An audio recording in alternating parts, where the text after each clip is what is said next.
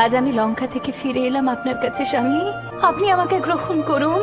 আমার কুঞ্চিত কেশ সেখানে চিরুনি পড়েনি কতদিন, আমার তপ্ত কাঞ্চন ত্বক সেখানে হলুদ লাগেনি কতদিন, আমার ঠোঁট শুকিয়ে গেছে সেখানে বহুদিন কোনো ভালোবাসা নেই।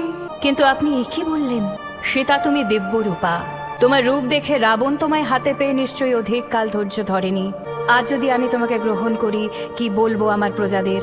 হে রাম, আমি সীতা, আমি শুধু আপনার বউ নই, আমি অগ্নি। আপনি জেনে রাখুন, অগ্নি কখনো অগ্নিকে দগ্ধ করতে পারে না। আমি এক নই, আমি বহু।